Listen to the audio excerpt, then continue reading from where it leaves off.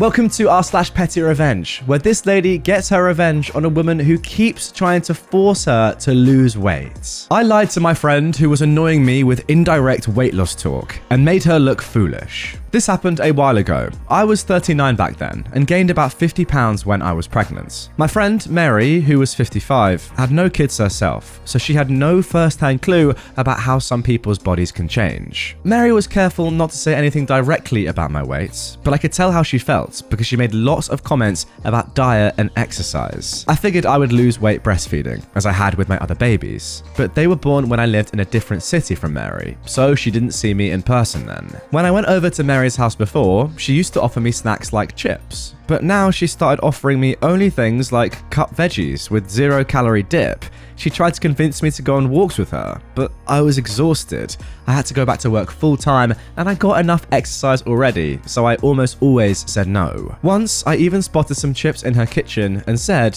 "Can I please get a few of those?" She said no, those were her husband's, so I couldn't have any. Okay, fine, even though they were never off limits to me before I got fat. I knew she meant well, but after months of her pushing me to live healthier, meaning lose weight, I started to get annoyed. I was already eating healthy and exercising when I could, and the baby weight was indeed coming off from breastfeeding. Note, breastfeeding is not a guaranteed way to lose weight for everyone, but it fortunately was for me. I reached a point where I was really tired of Mary's support. So when she started pushing exercise and nutrition, I told her, my body is different from having a baby, and I'm happy the way I am, and I don't see any reason to change myself or my habits. She nodded, but she still didn't stop. So here is where I might be the jerk in all of this. I started telling her outright that I hadn't lost any of the baby weights. This was a lie. I dropped about 15 pounds, then 20. Then, after about a year, when I weaned my son, I'd lost it all, and I fit into most of my old clothes. But I was still saying to Mary, I'm happy the way I am, even at my new weights. And Mary kept going on and on with the diet and exercise talk. I'd stopped finding it annoying at this point and actually started finding it funny. One day, a mutual friend said to Mary that I was looking good lately after losing weight, and Mary insisted to them that I hadn't lost any at all. The friend pointed out that I was obviously much thinner, and she said that Mary probably hadn't seen me lately, but she'd just seen me the day before. So the next time I met Mary, she asked, "Did you lose weight and not tell me?"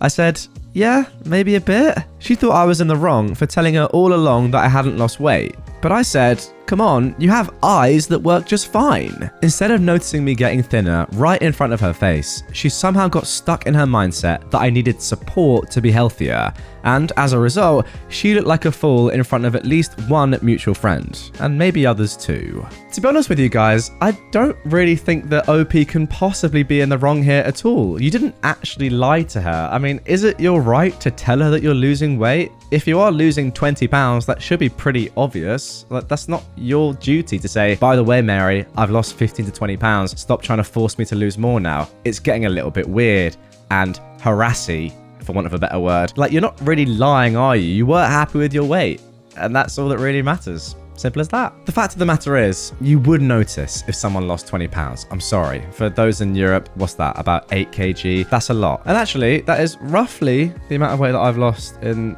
the past few months. Let's do a side by side, right? So this is me now.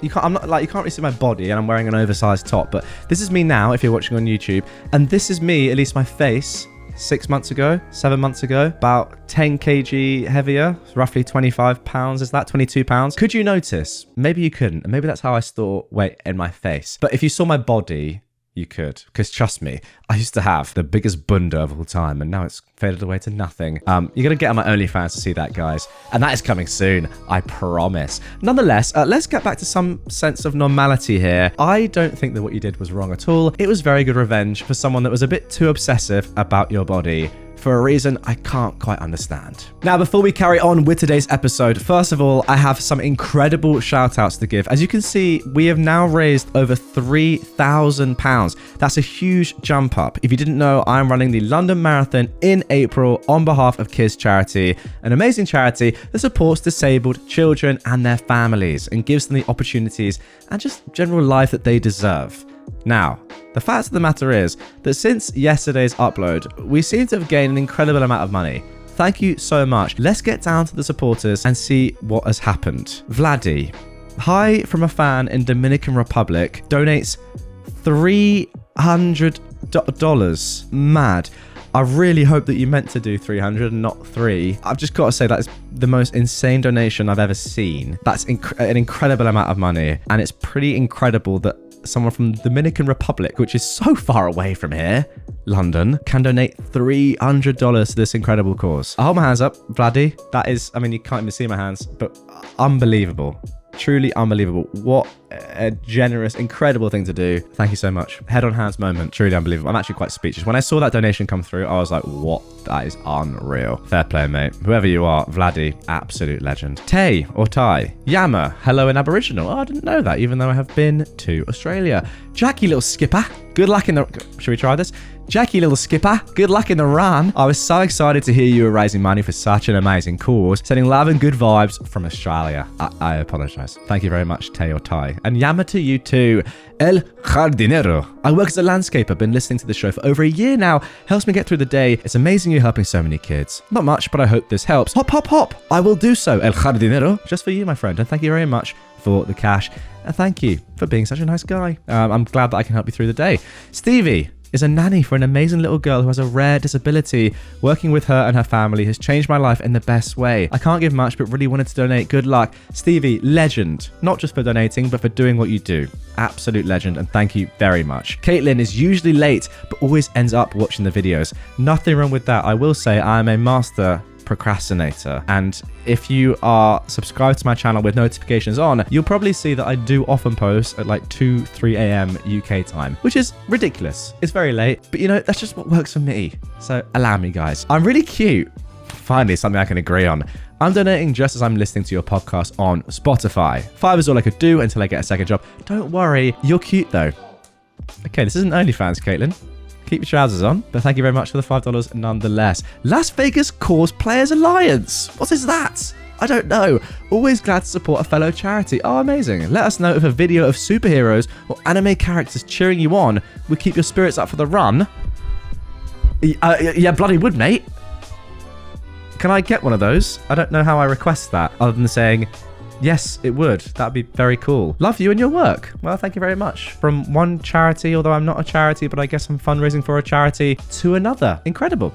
Thank you. Natasha, thanks for the vids. I found the channel after my boss told me I talk too much and to cut it out. It sounds like a great boss, Natasha.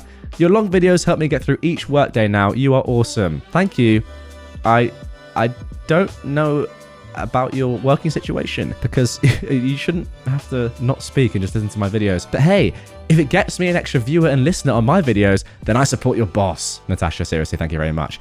S.English, way to go. Good luck on the marathon with the $50. As I'm saying, guys, the donations are actually crazy. They're just crazy. Thank you so much, S. Anonymous, I hope this helps, £5. It certainly does, Anonymous. Thank you. Kelly listens to the vids almost every morning and love the Karen costume. Hope to see it again. Well, Kelly, if we get to 5,000, which isn't even that far away now, oh my god, 62% of the way there, I said I'm going to do it bigger and better and longer. So there you go, that's an incentive. If you haven't yet donated, get in the mixer. Links are everywhere. You couldn't possibly miss them on whatever platform you're on in the description. But yeah, you may well see me again pretty soon, it looks like. Good luck with the marathon. Thank you very much for the $10. And finally, Toothy with the $100 donation. Honestly, this set of donations is some of the most mind-blowing I've done so far. Young neurodivergent adult here. Your vids helped me through a lot of family drama. Wow. I'm glad I'm in a financial position to donate. Good luck with the marathon. $100. What can you say? Toothy, absolute legend. Sounds like you're doing pretty well for yourself. Keep it up. And keep donating money to causes like this one.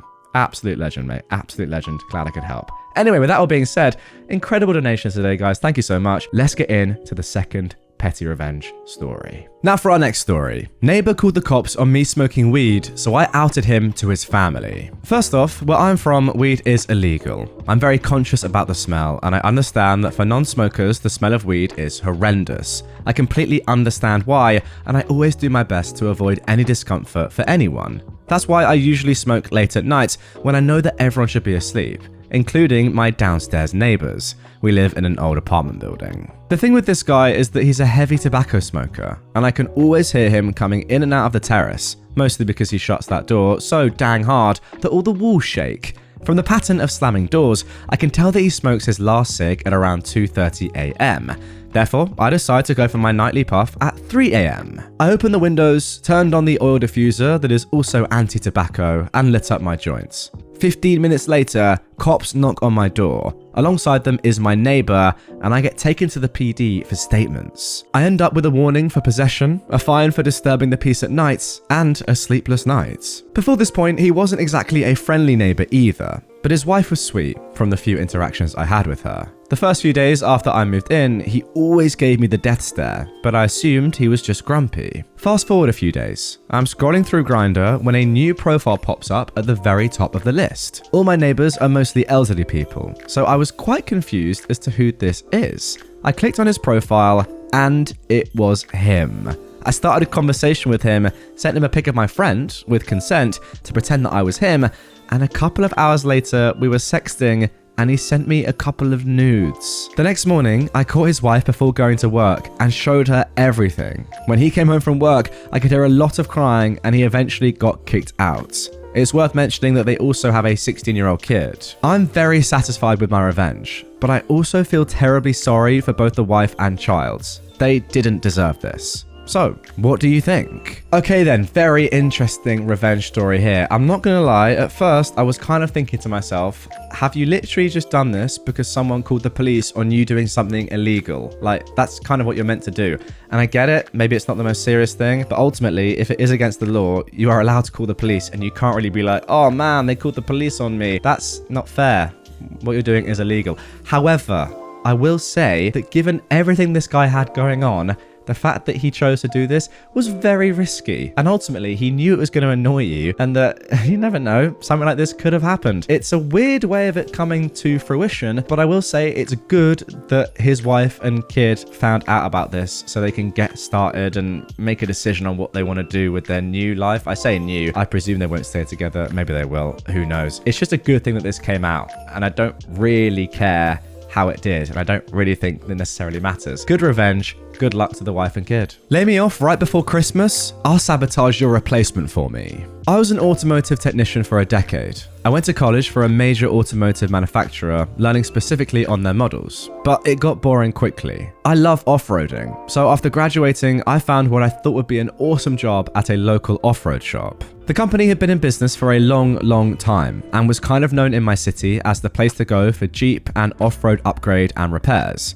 I was initially hired as a shop helper, with the understanding that I would learn some of the more difficult things like welding, installing gears, and other more niche skills. The shop was owned by a very religious man. When I interviewed, he went on and on about his faith, his work through his church with charities and on mission, and how pure he was, having never drank in his life and rarely cursed. The first few months went well, but after a while I brought up the fact that I did have some knowledge and that I didn't want to be sweeping floors, changing oil and wasting time. I wanted to further myself as a technician. This is when the owner showed his true colors, verbally berating me in front of the rest of the staff, calling me ungrateful and stupid for thinking I would be any better. Being the naive 21-year-old I was, I put up with it. I stuck around and eventually got moved to another part of the shop. As a sort of side business, this shop has signed up with a national interlock company. Interlocks are devices installed in a car when you receive a DUI, also known as a blow and go. Get in, turn your car on, blow into the device, and once it determines you're sober, it allows the car to start. I did this portion of the business for almost a full year.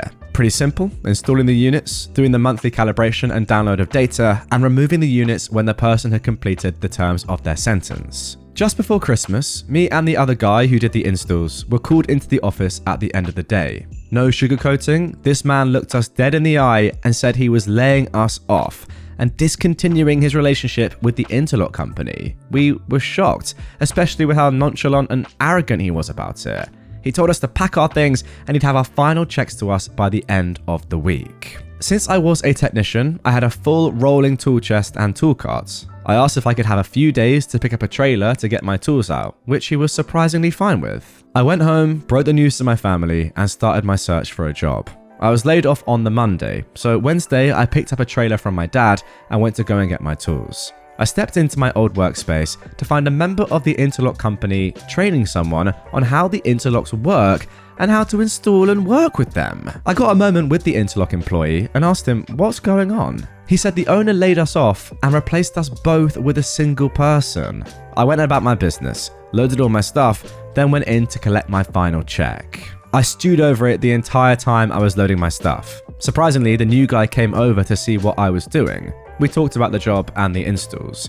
Then an idea popped into my head. Nonchalantly, I asked the guy what he'd been hired at, wage-wise. I was surprised to find that he'd been hired at a significantly lower hourly wage than me. I've been making $7 to $8 an hour more if memory serves. When I found out, I made sure to let him know and told him personally that he would be insane to do that job for the rate he'd been hired at. He looked extremely shocked when I told him my wage and excused himself. A few minutes later, as I was strapping down my toolbox, he came walking out, got in a car, and left. Right on his heels was the owner. He came absolutely unglued at me. I've never seen such a string of profanity from an employer, ripping me apart verbally for making his new hire quit on the first day. I just laughed, said, "Gee, I guess my work here is done," got in my truck and drove away. A few days later, I called the interlock representative and asked him to keep me in the loop as to whether they ever got anyone to replace us.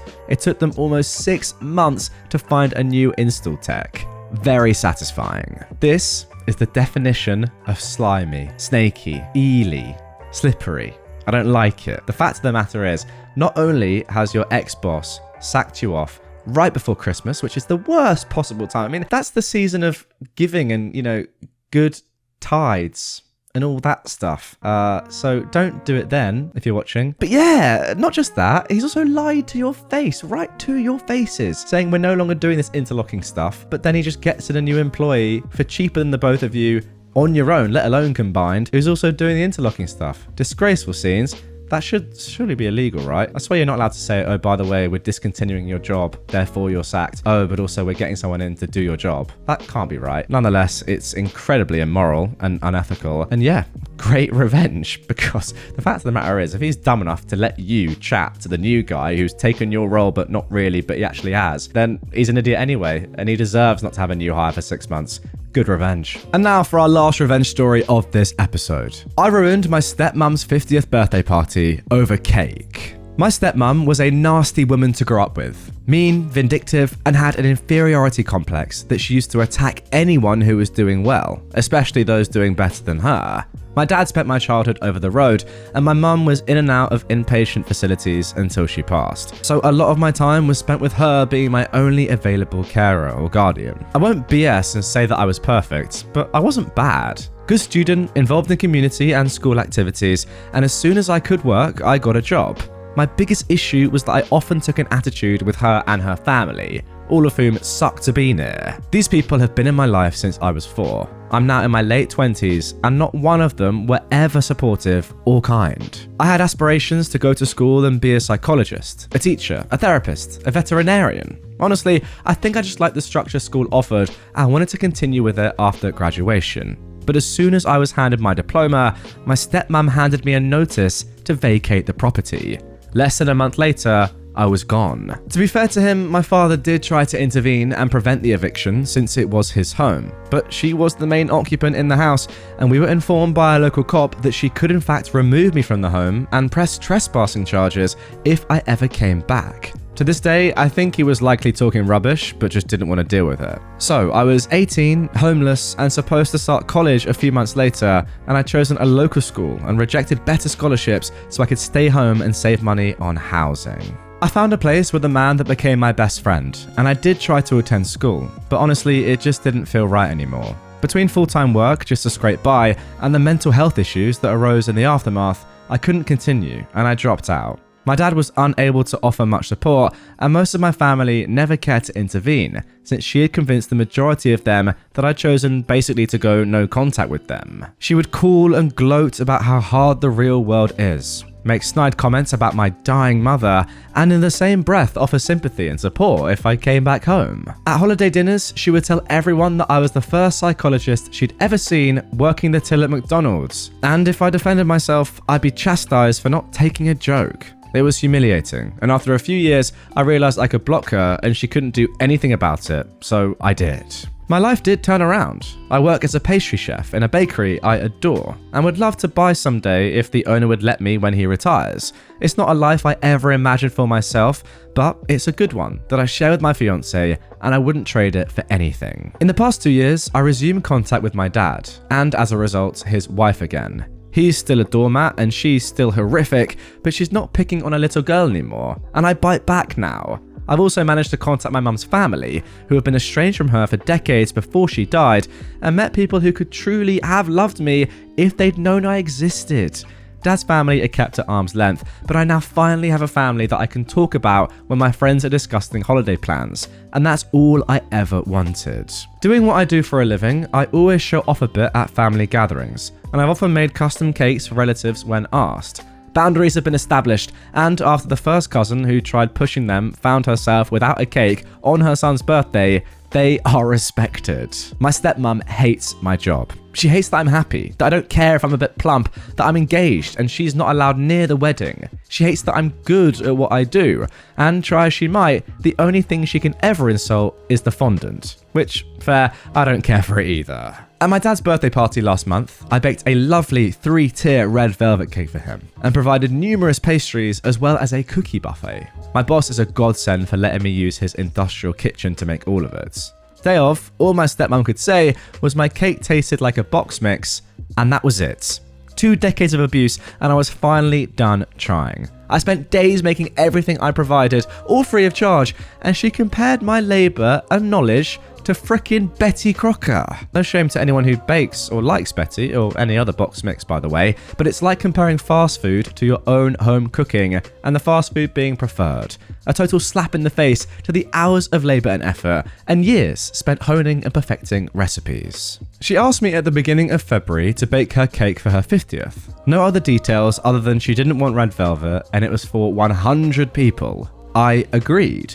I stocked up on Duncan Hines and canned frosting, slapped the frosting on top of trashy sheet cakes a day before, and didn't bother decorating any of them. My stepmom was livid. I ruined her birthday, embarrassed her in front of her friends and family. How could I be so callous, etc. I just told her she compared my cake at Dad's party to Betty Crocker, so she must prefer low-effort cakes. I left shortly after she started crying.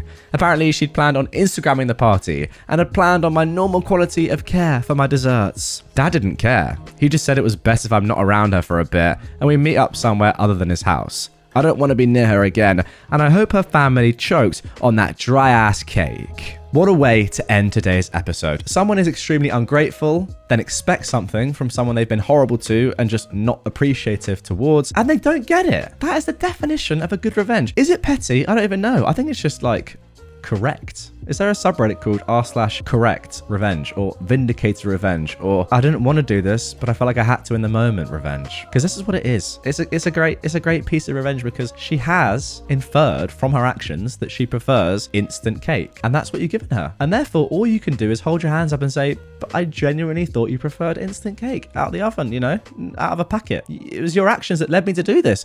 I'm sorry. If you don't appreciate my talent, then you don't deserve it. Anyway, friends, that is going to do it for this one. Really hope you enjoyed it. If you did and you want more revenge content right away, I've left up a 3-hour episode in the top line of the description and on screen right now that you can go and just chuck in the background or watch and never take your eyes off. Completely up to you how you consume my content. And enjoy. Once again, please do donate down below. The link is in the description. We're getting close now. I mean, we're not. That's the thing. It's still like £2,000 away. But in my head, the fact of the matter is we're gaining about £400 per day. Like, it's insane. I never thought we'd get this much raised. But you guys are doing it. So power to you. Much love. See you in the next one.